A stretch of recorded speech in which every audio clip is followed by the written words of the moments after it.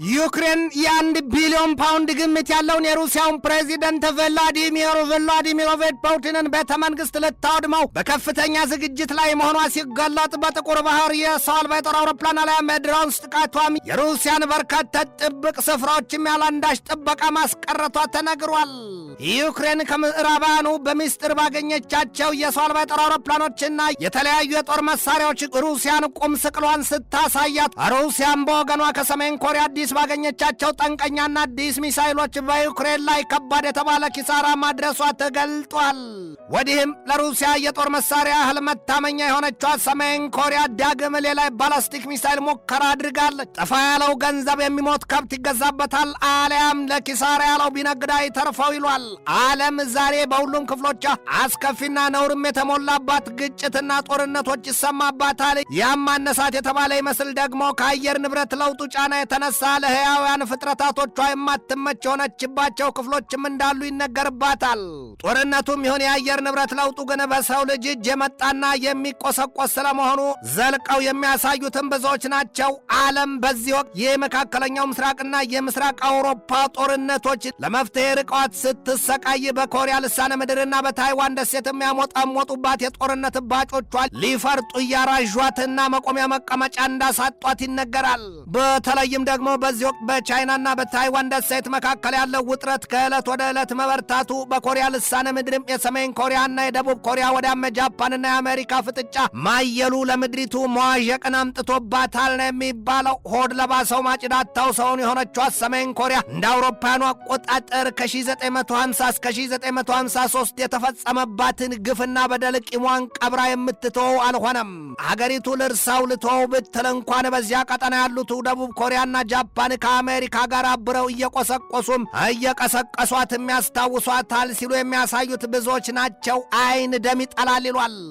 አሜሪካና ደቡብ ኮሪያ በዚህ ወቅት በጋራ ኡልቺ ሲሉ ለሰየሙት የጋራ የጦር ልምምድ በንቃት በቆሙበትና በተሰናዱበት ሰሜን ኮሪያ ትናንትናም ሌላና ከባድ የተባለ የሚሳይል ሙከራ ማድረጓን የተሰማው። ትናንት ሰሜን ኮሪያ ያስወነጨፈችው የባለስቲክ ሚሳይል ከ700 ኪሎ ሜትር በላይ እንደሚምዘገዘግ ነው የተገለጠው። ይህ ደቡብ ኮሪያ ጦር ኃይል ባወጣው መግለጫው ከአሜሪካ ጋር በተቀናጀው ኃይሏ ለፒዮንግያንግ ጸብ አጫሪ ግብር ስር የሚነቅል ምላሽ ለመስጠት መዘጋጀቱን አስታውቋል። ሰሜን ኮሪያ ትናንት ያስወነጨፈችው የባላስቲክ ሚሳይል ከ700 ኪሎ ሜትር በላይ ርቀትን የሚያሳበር መሆኑ ሲገለጥ፣ ሚሳይሉ በ90 ኪሎ ሜትር ከፍታ መምዘግዘጉን የተነገረው የጃፓኑ የመከላከያ ሚኒስትር ሲንጂሮ ኩይዞሚ በበኩላቸው ሀገራቸው ሰሜን ኮሪያን በጽኑ ማውገዟን የገለጡት፣ ሰሜን ኮሪያ የዚህን መሰል የሚሳይል ሙከራዋን ያደረገችው ደግሞ አሜሪካና ደቡብ ኮሪያ ከተያዘው የነሐሴ ወር 17 እስከ ነሐሴ 27 2026 የአውሮፓኑ አቆጣጠር የሚዘልቅ የጋራ የጦር ልምምድ ለመጀመር በተዘጋጁበት ወቅት መሆኑ ለሁለቱ ሀገራት ይህ ማስጠንቀቂያ ሆኖ ተመንዝሯል። በእርግጥም ሁለቱ ሀገራት አሜሪካና ደቡብ ኮሪያ የሚያደርጉት የጋራ የጦር ልምምድ እያደር ስጋት የጋረጠውን የሰሜን ኮሪያን የሚሳይልና ኒውክሌር ጦር መሳሪያ ስጋት ለመጋፈጥ ያለመ የጦር ልምምድ እንደሆነ ይነገርለታል። ሰሜን ኮሪያ በዚሁ በተያዘው የአውሮፓኑ 2026 ዘመን የአጭር ርቀት ባላስቲክ ሚሳይሎችና የሮኬቶች እንዲሁም የታክቲካል የሚባሉ የጦር መሳሪያ ሙከራዎች ማድረጓም ይነገራል። ሰሜን ኮሪያ ከራሷ ባለፈው የጦር መሳሪያዎቿን ለሩሲያ በመስጠት የዩክሬን ኃይል ክፉኛ እየገዘገዘችው እንደሆነም ይነገራል። በተለይም ደግሞ ሰሜን ኮሪያ ከወታደሮቿ ባሻገር አዲስ ያመረተቻቸውን ጠንቀኛና መዘዘኛ መሳሪያዎቿን ለሩሲያ መስጠቷ ሲገለጥ፣ ሩሲያም ባለፈው ማክሰኞ በዩክሬን ጥቃቷ ተጠቅማቸው መሳሪያዎቹን ከባድ የተባለ አደጋ ማድረሷን ነው የዩክሬኑ ፕሬዚደንት ቮሎዲሚር ዘለንስኪ ባሰጡትም ማብራሪያ የገለጡት። ሞስኮው የሰሜን ኮሪያን የጦር መሳሪያዎች ተጠቅማ ፖሪዚያ ደቡብ ምስራቅ ክፍል የከፋ ጥቃት ፈጽማብናለች ሲሉ ምሬታቸውን ገልጠዋል። ዩክሬን በዚህ ወቅት በሰሜን ኮሪያና በሩሲያ ብርቱ ትብብር ለተፈጸመባት ከባድ ጥቃት እልኋ ገንፍሎ በሩሲያ የተለያዩ ክፍሎች በያዘችው ጥቃቷ የሩሲያው ፕሬዚደንት ቭላዲሚሮቪች ፑቲን በጥቁር ባህር አካባቢ የገነቡትንና የ1 ቢሊዮን ፓውንድ ዋጋ ያለውን ቤተ መንግስታቸውን በሰው አልባ የጦር አውሮፕላን አሊያም በድሮንስ ልታውድመው ዙሪያውን እያጸዳችው መሆኑ ተገልጧል። ትናንት በወጣ መረጃ መረጃ ዩክሬን በረጅም ርቀት ተጓዦቹ የሰው አልባ የጦር አውሮፕላኖቿ ቅንጡን የፑቲንን ቤተ መንግስት የሚከላከሉ የሚሳይልና የአየር መከላከያዎችን ሙሉ በሙሉ ማውደሟም ነው የተሰማው። አሁን በዚያ በጥቁር ባህር አካባቢ የሚገኘው የፑቲን ቤተ መንግስት ለጥቃት ተጋልጦ ቆሟል ሲል የወጣው መረጃ ያሳያል። ዩክሬን ከቅርብ ጊዜ ወዲህ የሩሲያን ዋና ዋና የነዳጅ ዘይትና የኃይል መሰረተ ልማቶች እያሰሰች ማውደሟም ይነገራል። በቅርቡ ባለፈው የአውሮፓውያኑ ነሐሴ 7 2026 የዩክሬን ከባድ ጥቃት ከፑቲን ቤተ መንግስት አቅራቢያ ያለው የቮሎና ኩፖል ጋራንቲ የኤሌክትሮኒክስ የጦር መሳሪያ ማከማቻና ማምረቻ ስፍራ ማውደሙም ይታወቃል። ከዚያም ውጭ ዩክሬን የሩሲያውን የኤስ-400 የአየር መከላከያ ማውደሟም ነው የተገለጠው። የሩሲያው ፕሬዚዳንት ቭላዲሚር ቭላዲሚሮቪች ፑቲን በብዙ መቶ ሺህ የሚቆጠር ኃይላቸውን ከምርጫው በኋላ ሊያንቀሳቅሱ መሰናዳታቸውም ተገልጧል። ይሁንና ይላሉ የዩክሬኑ ፕሬዚዳንት ቮሎዲሚር ዘለንስኪ በበኩላቸው ሀገራቸው የዚያን የፑቲንን እቅድ ከወዲሁ ለማኮላሸት አቅዳ መሰናዳቷን ምን የገለጡት በሩሲያና በዩክሬን መካከል በተባባሰው ጦርነት የተነሳ የተነካኩት የዓለም ሀገራት ከጦርነቱ ዳፋ የተነሳ የከፋ አደጋ እንዳንዣበበባቸው ነው የሚነገረው። ከነዚያ መሰል ሀገራት ደግሞ ጀርመን፣ እንግሊዝና ፈረንሳይ በግንባር ተጠቃሾቹ ናቸው። ይህ መንግስታቱ ድርጅት በበኩሉ ባወጣው መግለጫው 16000 ዩክሬናውያን በዚህ ወቅት በሩሲያ እስር ቤት ይማቅቃሉ ሲል ገልጧል። ወዲህም ሩሲያ ከቻይና ጋር የወታደራዊ ውል ስምምነት ተፈራርማለች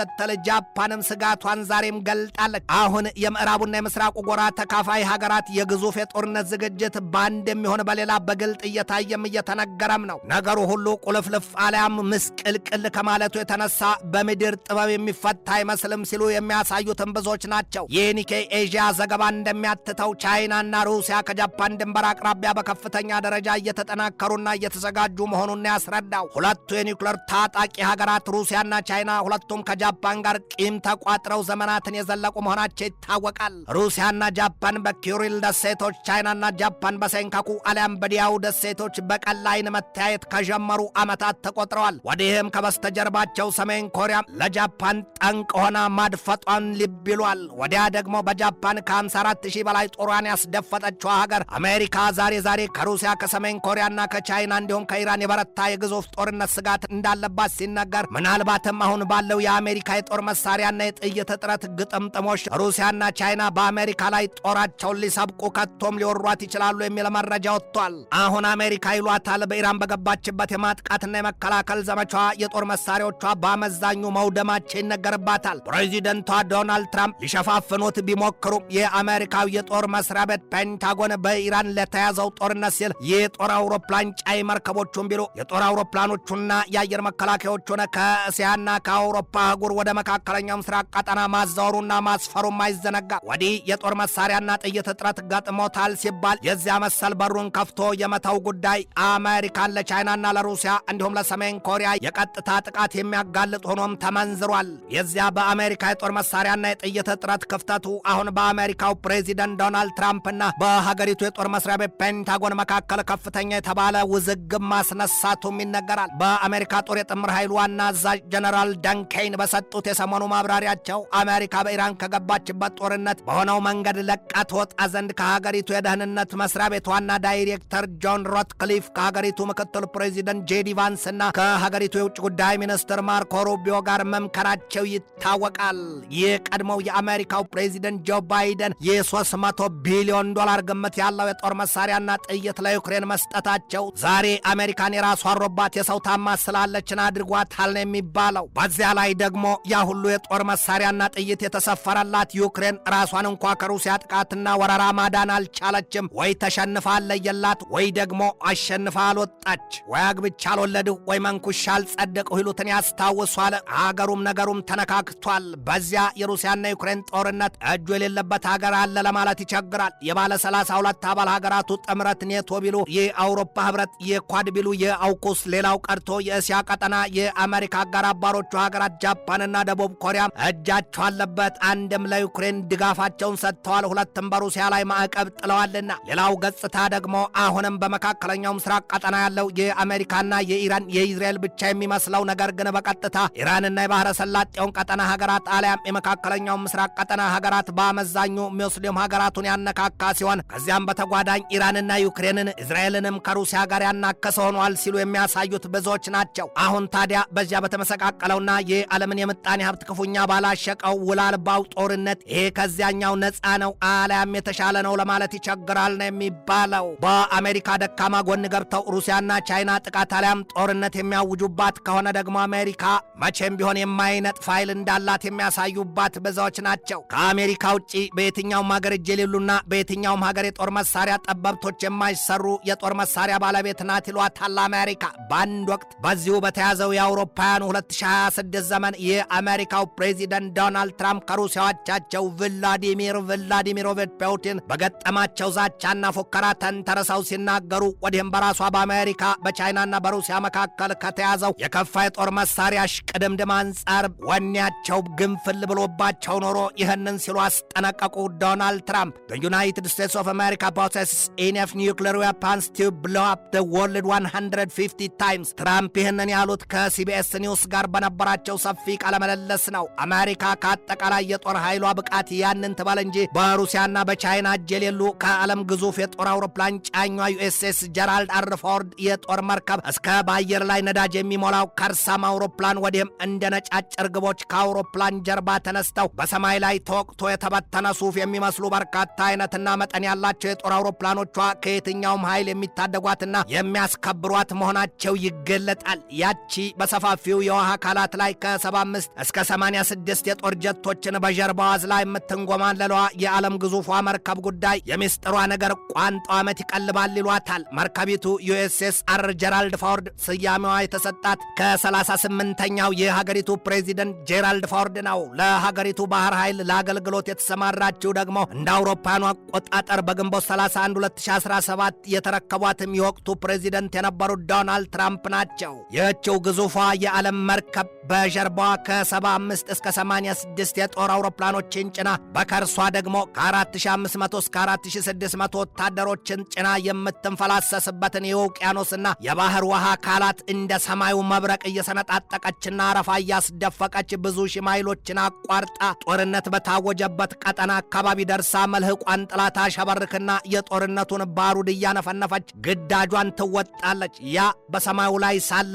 ለሌሎች አውሮፕላኖች ነዳጅ የሚያጠባውና የሚቀልበው የአሜሪካ ብቻ የሆነው አውሮፕላን የኬሲ 135 ስትራቶፎርትረስ ታንከርና አዲስ አሜሪካ ያወጣችው ኬሲ 46 ፔጋሰስ የሰማይ ላይ ግዙፍ አጋሰስ በትንሹ ከ190 ሺህ እስከ 280 ሺህ ፓውንድ የሚመዝን ነዳጅ ጭኖ ከአየሩ የትኛውም ክፍል እየፈረጠጠ ለተጠሙት አውሮፕላኖች ደርሶ ኃይል ይሞላል። እንደው በጥቂቱ የአሜሪካን ስልጣኔ ከጦር መሳሪያ ጥበቧና የበላይነቷ ጋር ከሩሲያና ቻይና ጦርነት ቢሰነዘርባት የሚሰንፍ ልብ የሚደክም የሚዝል ጡንቻ የላትም ሲሉ እያጣቀሱ የሚያሳዩበት ነጥቦች ናቸው። ዓለም ይሄ ሁሉ የአጥፊ የጦር መሳሪያ ጥበብ ሲዘንብ ሲጎርፍባት ሲያጥለቀልቃትም ለሕክምናው ዘርፍ ምርምር ግማሹን አውላው ቢሆን ኖሮ ዓለም ዋይታና ሰቆቃዋ ባልተሰማም ነበር። ዳሩ ግን የጦር መሳሪያ እያመረቱ ስለ ሰላምና ጤና ማሰብ የሚቃረኑ ናቸውና ሰላምና እውነት መንምነዋል። በአንጻሩ ጦርነትና በሽታ እብሪትና ውሸት ነግሰዋል። ዘራዳም ከተመኘው ከልባችን እስከ ዓለማችን ሰላም ይሆናል። ትንታኔ ዘገባውን ስናዘጋጅ በዋቢነት ኤዥያዋንን፣ አኒኒውስን፣ ዴይሊ ሜይልን፣ ዩኤንኤንን፣ ኢንዲያ ቱዴይን፣ ፎክስ ኒውስን፣ ዲፌንስ ብሎግን፣ ኒውዮርክ ታይምስን፣ ግዜሮን፣ ማንቸስተር ኤቨኒንግ ኒውስን፣ ኤዥያ ቱዴይን፣ ዋሽንግተን ፖስትና ጄሩዛሌም ፖስትን ተጠቅመናል።